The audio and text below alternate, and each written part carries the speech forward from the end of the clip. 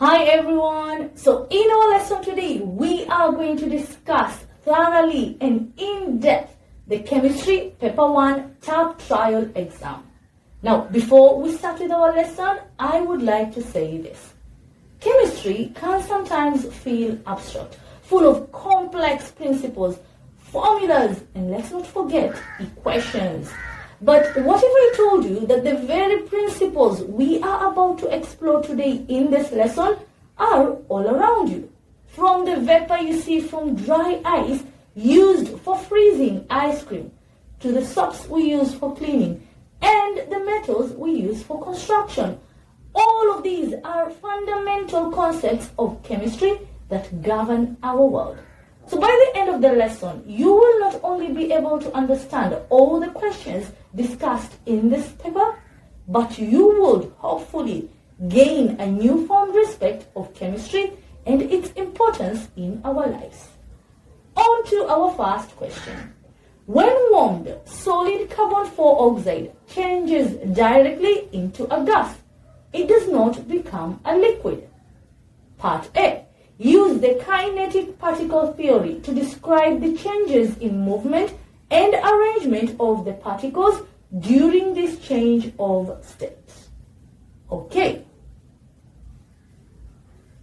So the question deals with solid carbon 4 oxide, which is also known as dry ice. Okay.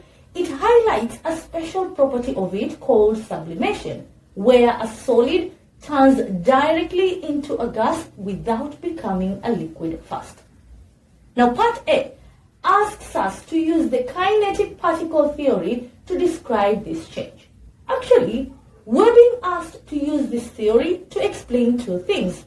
Number one, the change in the movement of particles, and number two, the change in the arrangement of particles. Okay? So how are the particles changing in their movement, in the speed of movement? And number two, are there any changes in how the particles are arranged? Okay, so let's start with the basics. What is the kinetic particle theory? Now this is a theory that states that all matter, solids, liquids, and gases are made up of tiny particles that are in constant random motion. Now in solid state, the particles of carbon 4 oxide will be in fixed positions. However, they will be vibrating within their fixed positions. On warming, the particles gain kinetic energy. This causes the particles to move faster. Now they continue gaining energy until they are able to break apart the forces that hold them in their positions. So the particles gain so much energy that they start moving further apart from one another and at very high speeds, which of course usually occurs in gases. And this is how the change of states happens from solids directly to gases. Okay? On to part B. Explain why solid carbon 4 oxide does not conduct electricity. Okay, so the key concept here is that for a substance to conduct electricity, it must have mobile particles, okay? Particles that are capable of moving within the structure. Either these particles can be delocalized electrons or they can be mobile ions that can move within the structure, transmitting the current throughout. Solid carbon 4 oxide is a molecular compound. It consists of molecules. Therefore, it has no delocalized electrons to conduct an electric charge.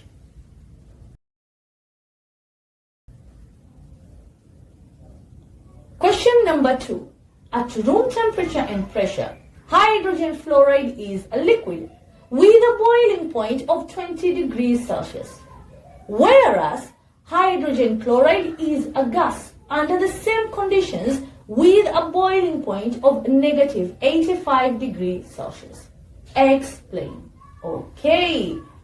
So in this question, okay, we have hydrogen fluoride and hydrogen chloride, okay?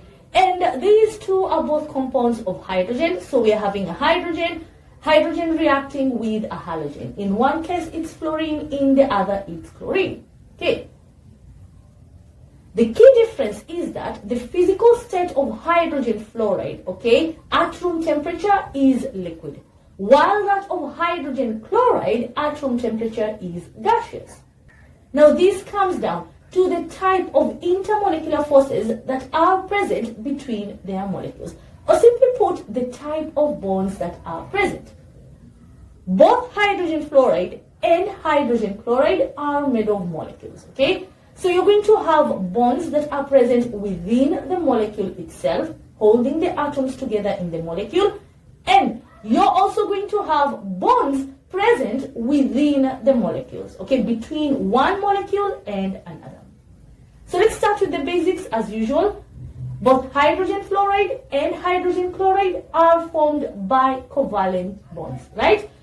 So you're going to have a covalent bond between hydrogen and a halogen atom. So a covalent bond is a chemical bond that involves sharing of electrons between atoms. So you're going to have electrons being shared between hydrogen and fluorine in hydrogen fluoride and hydrogen and chlorine in hydrogen chloride. Now, when we talk about covalent bonds where electrons are being shared, we tend to imagine that the electrons are equally shared between the atoms. You know, ziko hapo katikati between the two atoms. But sometimes that is not the case. Let's look at hydrogen fluoride. Fluorine is the most electronegative element of all. Electronegativity is the ability of an atom to attract a shared pair of electrons to itself in a covalent bond. So with fluorine being highly electronegative, it's going to attract the electrons closer towards itself, okay? So electrons are going to be closer towards where the fluorine atom is and further away from the hydrogen atom. So the pair of electrons is still there. It's being shared by hydrogen and fluorine. But instead of it being equidistant between hydrogen and fluorine, it's leaning closer towards where fluorine is, since fluorine is highly electronegative. So this creates a scenario where the fluorine atom ends up having a partial negative charge, okay, due to the closeness of the electrons towards it. And the hydrogen atom develops a partial positive charge due to its further distance from the electron pair. Now, the type of covalent bond in these molecules is said to be polar. A bond is referred to as being polar when there is an equal sharing of electrons due to a difference in electronegativity. So the hydrogen fluoride molecules are polar because at one end, okay, this is where the hydrogen is, you have a partial positive charge. And on the other end, where the fluorine atom is, you are going to have a partial negative charge. So you're going to have a case whereby the hydrogen atom of one molecule will be highly attracted to the fluorine atom of another molecule. Why? Simple. Because oppositely charged particles attract one another. On a similar note, the fluorine atoms that have a partial negative charge will also be attracted towards the hydrogen atoms of a neighboring molecule. So this results in strong hydrogen bonds that require significant energy for them to be broken. And that is the reason why hydrogen fluoride has a higher boiling point. Let's pause there. You might have noted my use of the term partial negative charge and partial positive charge. Let's briefly discuss this.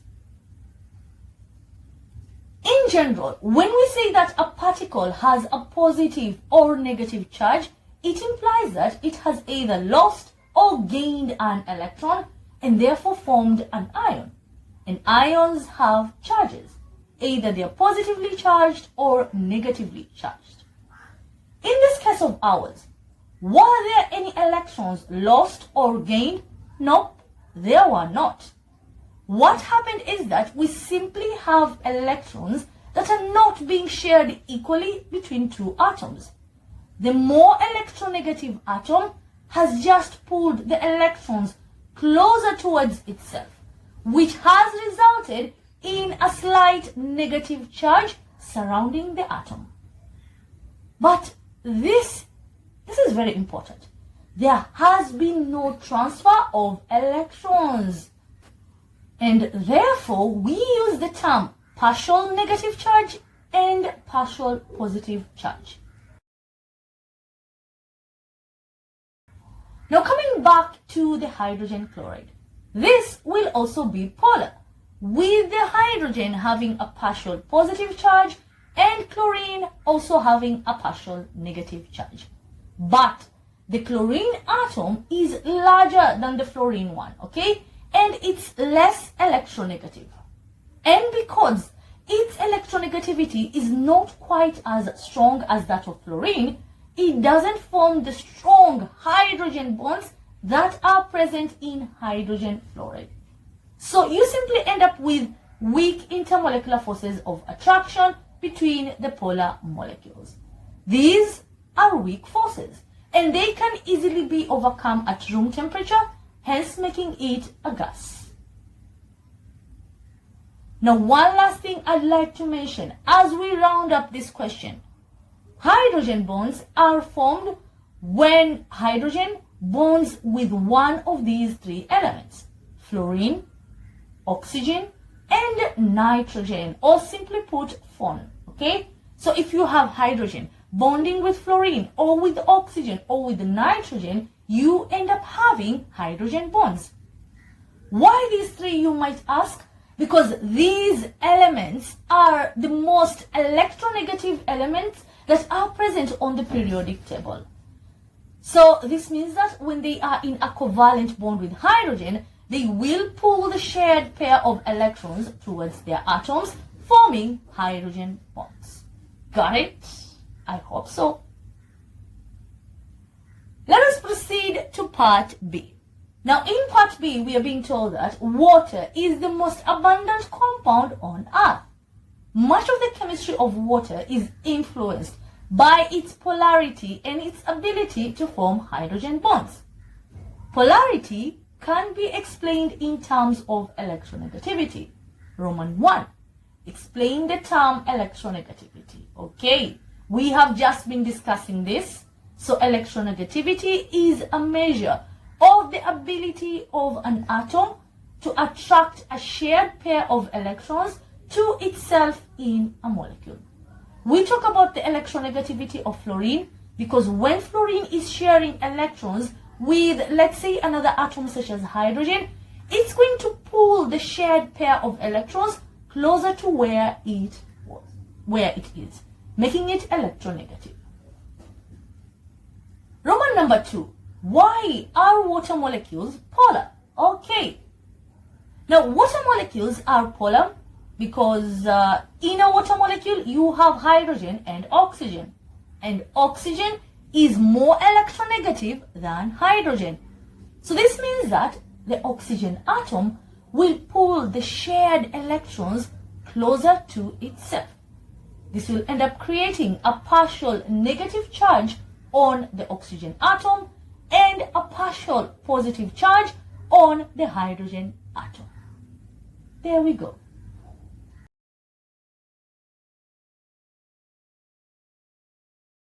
I hope that was well understood.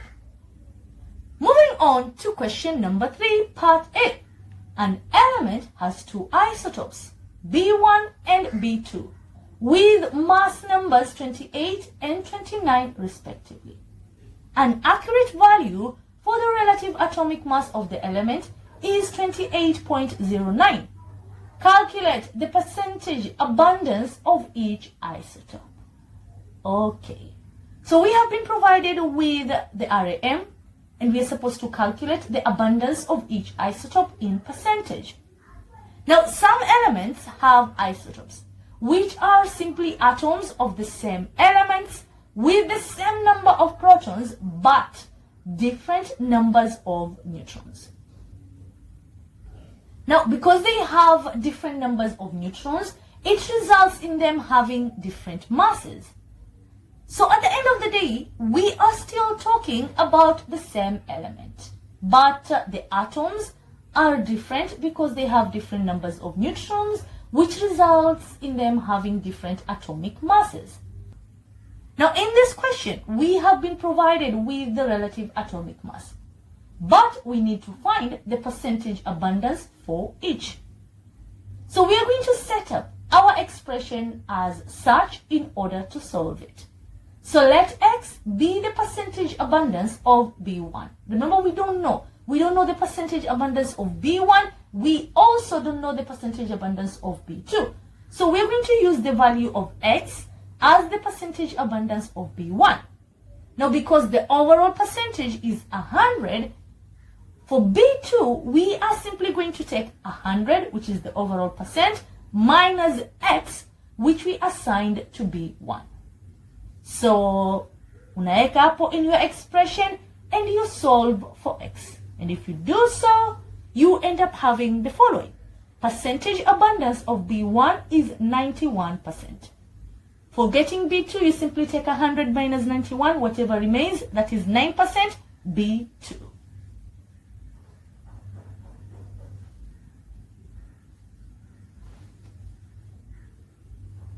Part B states two factors that influence the size of ionization energy of an element. Okay, now when we talk about ionization energy, simply put, this is the energy required to remove an electron from an atom in its gaseous form. Now there are two key factors here that can affect the ionization energy. Number one, the atomic radius. You know, the size of the atom.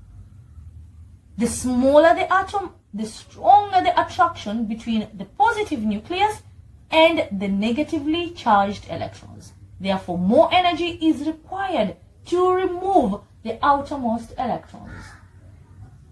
Another factor is the nuclear charge, which can also translate to the number of protons. If you have an atom that has more protons, these protons are going to exert a stronger pull on the electrons. Remember, protons are positively charged, so they are going to strongly attract the negatively charged electrons. So if you want to remove one of these, you are going to have a high ionization energy.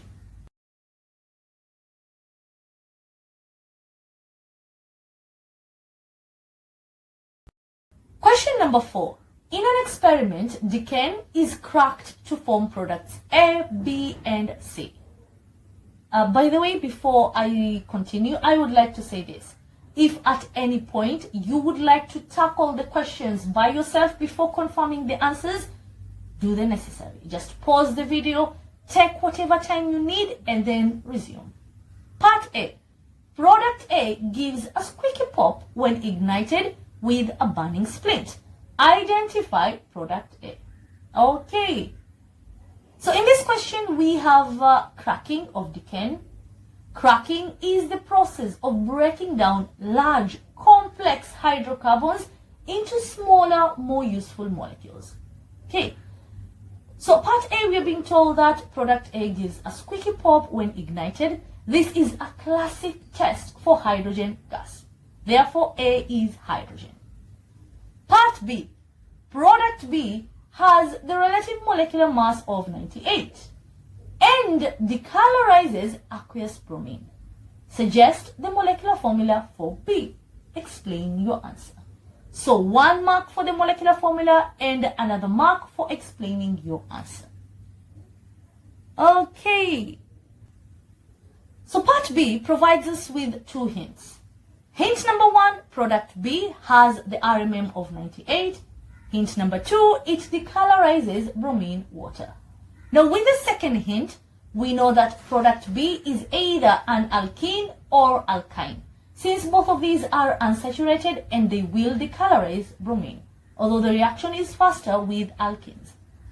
Now, using the RMM, we can find the molecular formula for B using the expression below.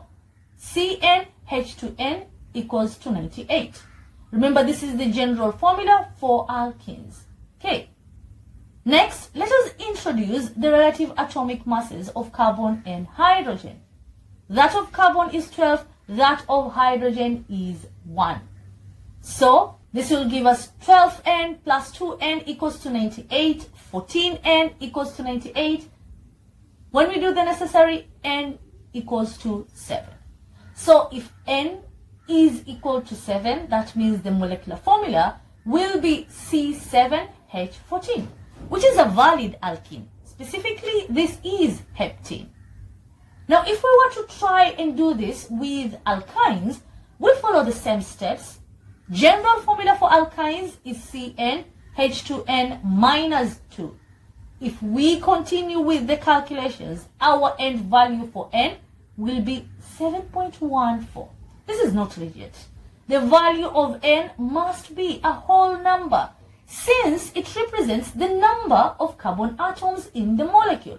We cannot have a fraction of an atom, so our alkene is heptene. Part C. Product C can be polymerized to give the polymer shown.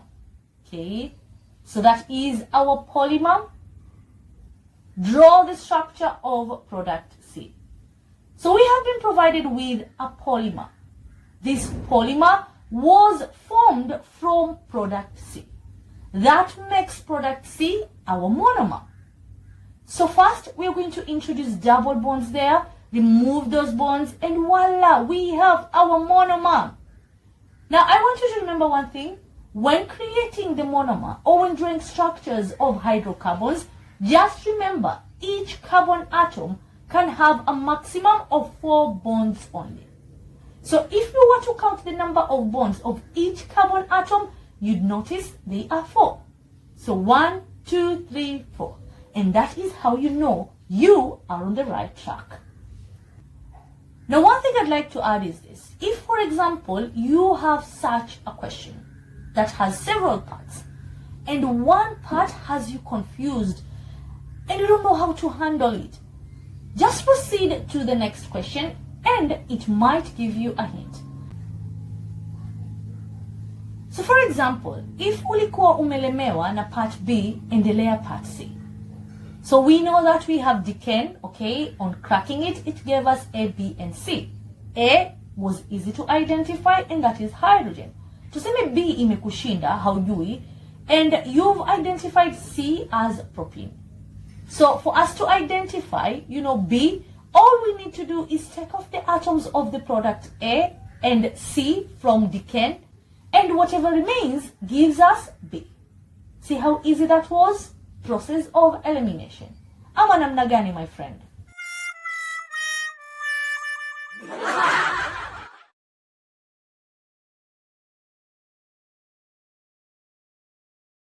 Moving on to question 5, part A. Is mercury a conductor or an electrolyte? Explain. Okay. So question number 5 focuses on electrical conductivity. Now, is mercury an electrolyte or a conductor? It's definitely a conductor. Why? Because it's a metal. Metals can conduct electricity in both solid and liquid states due to the presence of delocalized electrons. And metals conduct electricity without getting decomposed. They don't change. An electrolyte, on the other hand, can only conduct electricity when either dissolved in a solvent or when molten, because conductivity depends on ions that need to be mobile. Plus, it gets decomposed by the current. So mercury is a metal. Part B states how each of the following conduct electricity. Roman 1, molten sodium. Roman 2, molten lead to bromide. Okay. Molten sodium is a metal and conducts electricity due to the movement of the localized electrons. Molten lead to bromide is an ionic compound. When it's solid, the ions are in fixed positions and cannot move. However, when it's molten, the ions become mobile and are able to transmit the electric charge. So it conducts electricity due to the movement of ions.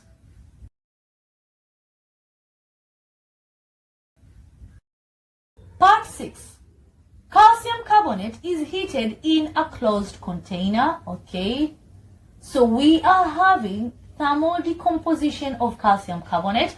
Thermal decomposition is simply the breakdown of a substance upon strong heating. It results in the formation of calcium oxide and of course carbon 4 oxide. A Roman 1, state the name of a rock which is mainly calcium carbonate. Okay, this is limestone. Roman 2, state the meaning of the symbol. Okay. So the double half arrows represent a reversible reaction at equilibrium. So that means that the rate of the forward reaction is equal to the rate of the backward reaction. Now, I need you to differentiate these arrows from these. These full double arrows imply that the reaction is reversible. Okay, that's it. The system is not at equilibrium. So for example, when you talk about the changes that are involved when talking about hydrated and anhydrous copper 2 sulfate, we use the full double arrows because the system is not at equilibrium. The half arrows are for a system in equilibrium. Part B, calcium oxide is lime. Lime is used for neutralizing acidic industrial waste. Give one other use of lime. Now, lime has plenty of uses. It's used for making cement, steel, glass, neutralizing acidic soils in agriculture, and so many more. Part C, describe a test for carbon 4 oxide. Now, the standard test involves bubbling the gas, carbon 4 oxide, through lime water. Lime water is simply a solution of calcium hydroxide. If carbon 4 oxide is present, a white precipitate of calcium carbonate will be formed.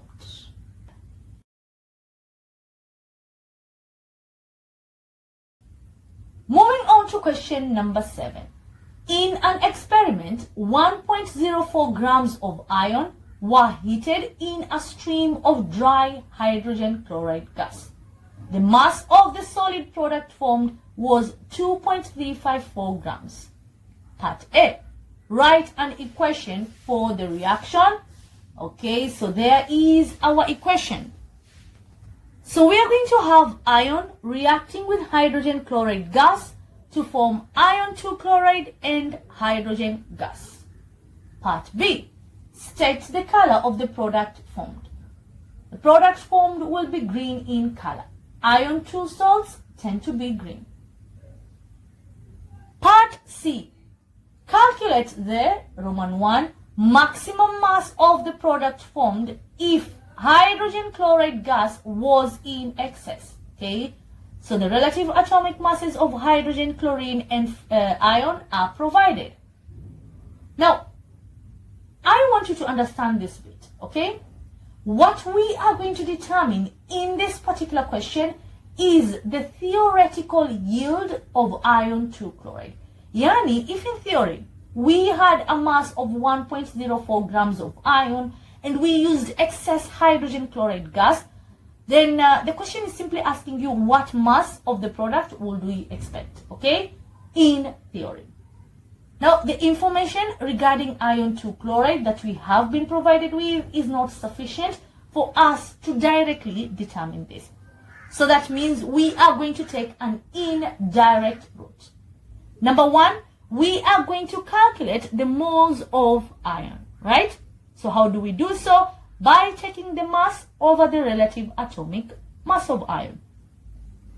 The mass of iron used was 1.04. RAM of iron is 56. This will give us the number of moles as 0.0185714 moles, right? Okay. Now, once we have this, we can now use the mole ratio from our balanced equation in part A to get the moles of iron 2 chloride. Okay, so if we look at the equation, the mole ratio of iron 2 chloride is 1:1. So the number of moles of iron are going to be equivalent to the moles of iron 2 chloride formed, which is the same. Next now, or actually this is our last step, what we are going to do is simply just equate all of this. We now have the number of moles of iron 2 chloride produced, okay? We can easily get the molar mass. How do we get the molar mass? By taking the relative atomic masses of iron and chlorine, summing them up. Iron is 56, chlorine is 35.5, but how many do we have? We have 2. So summing this will give us 127. So if we take 127 multiplied by the number of moles, we get the mass of iron 2 chloride, the theoretical mass, okay, as 2.3586. Okay. Now, moving on to Roman 2, the percentage yield of the solid product formed.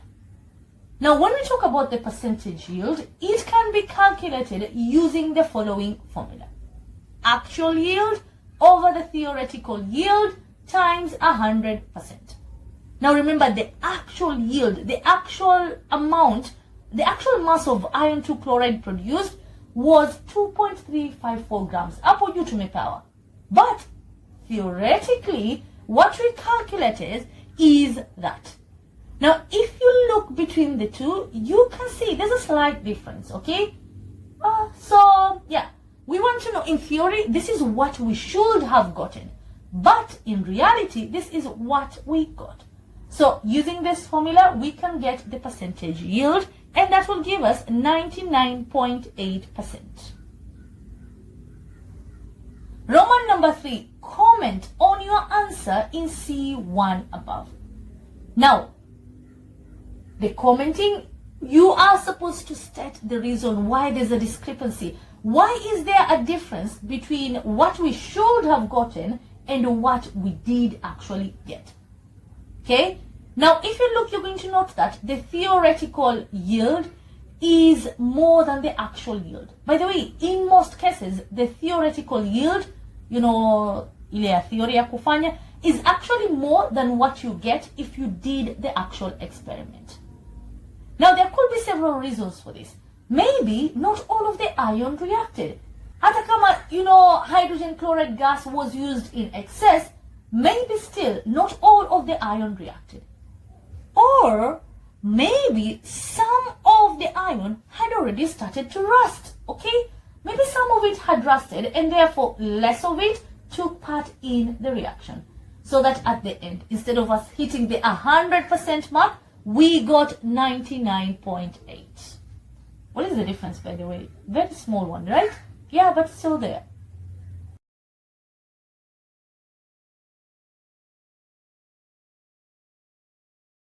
Question number 8, part A. Molten iron from the blast furnace contains impurities. The process of turning the impure iron into steel involves blowing oxygen into the molten iron and adding calcium oxide. What are the reasons for Roman 1, blowing in oxygen, okay, and Roman 2, adding calcium oxide? Aya, tuieleze.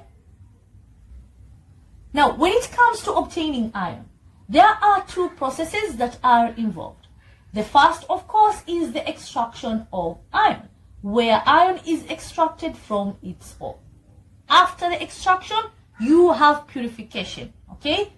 So the iron obtained from the extraction, which is usually referred to as pig iron, tends to contain some impurities, mostly carbon, but also silicon, sulfur, manganese, and many more. So these need to be removed. Okay, they cannot all be removed, but they need to be reduced as much as possible. So this is what purification is. So the process involves several steps. One of those is where oxygen gas is blown into the molten iron. It's passed through. So oxygen reacts with these impurities, such as carbon, and it oxidizes them into their oxides. So oxygen reacts with carbon, leading to the formation of carbon 4 oxide, which then escapes as a gas. Now, I want you to know this. Not all of the carbon reacts with oxygen. So initially, you might have had pig ion containing roughly 4% of carbon. After purification, this percentage reduces to roughly 2%, making it now ideal for use. So this process purifies iron, turning it into steel. We know that steel is an alloy of iron. It contains more than 98% of iron, with the remainder being carbon. So it's essentially an alloy of iron and carbon. So purification reduces the carbon content that is present in the iron. Okay, now, why are we adding calcium oxide? Calcium oxide is a basic oxide. So it's added to remove acidic impurities such as silica. Silica is silicon 4 oxide. And this of course leads to the formation of slag. By the way, I want to say this. Extraction of metals is a very important chapter for candidates.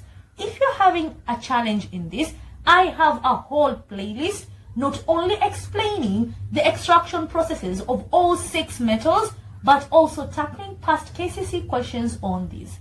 Check them out if you need the extra assistance. Moving on to part B. In the extraction of aluminium by electrolysis, cryolite is added to the bauxite ore. Roman 1 states the role of cryolite. Okay, so aluminium metal is extracted from its ore through the process of electrolysis. So for this to take place, the bauxite ore needs to be molten to allow the conduction of an electric current. By the way, bauxite is simply aluminium oxide. So heating is involved. You need to heat the bauxite ore till it melts. The challenge is that the bauxite ore or aluminium oxide has very high temperatures of more than 2000 degrees Celsius. So cryolite is added because it significantly lowers the melting point of the ore. So this reduces the energy required for the process, making it cost effective. Because at the end of the day, if more electricity is used or more fuel is used to melt the ore, the final product, which is aluminium, is going to be very, very expensive. So the costs need to be lowered, and that is why introduction of an impurity in the form of cryolite happens. Remember, when you introduce an impurity, it lowers the melting point. Write the ionic half equation at the cathode. So the cathode is where reduction takes place. In electrolysis of aluminium oxide, aluminium ions migrate to where the cathode is, and they are reduced to form liquid aluminium metal. Our half equation is as such.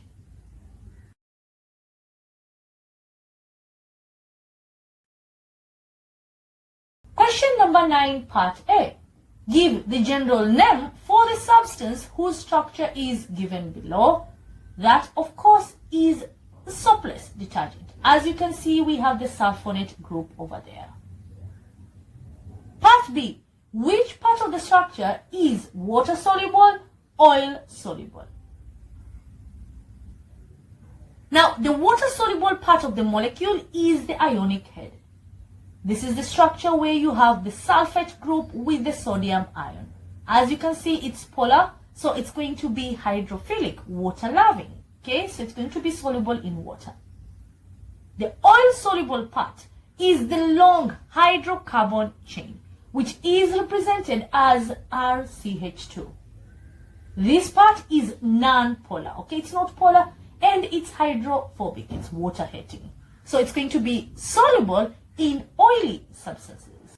Question number 10. What is the disadvantage of sulfur 4 oxide as a bleaching agent? Okay, so bleaching agents are used to remove dyes from substances. Now, sulfur 4 oxide acts as a bleaching agent through the process of reduction. So let's discuss it in detail. Number 1, sulfur 4 oxide reacts with water to form sulfuric 4 acid. There we have it. Now, sulfuric 4 acid is a powerful reducing agent. So what will happen is that it's going to combine with oxygen that is present in the dye to form sulfuric 6 acid. So now, it's moving from H2SO3 to H2SO4. It has gained an oxygen atom. Where from? From the dye. So the acid gets oxidized from sulfuric 4 acid to sulfuric 6 acid. The colored substance gets reduced through the removal of oxygen. This turns it colorless. Now, sulfur 4 oxide is a reducing agent. Hatujakataa. But the thing is, it's not a very good one, okay? The reason being that the bleaching effect is not permanent. So bleaching occurs through the reduction reaction, removal of oxygen from the dye. But this process is reversible. When the bleached material is exposed to the atmosphere, it can easily regain oxygen and go back to its original colored form. So over time, the color will return. Now let me give you a very good example. Magazines and newspapers, okay? These tend to be white and bright initially, but they slowly turn yellow over time. This is because the paper used is often bleached with a reducing agent such as sulfur 4 oxide, which makes them white. So the bleaching process turns the colored substances in the paper, mostly lignin, into a colorless form.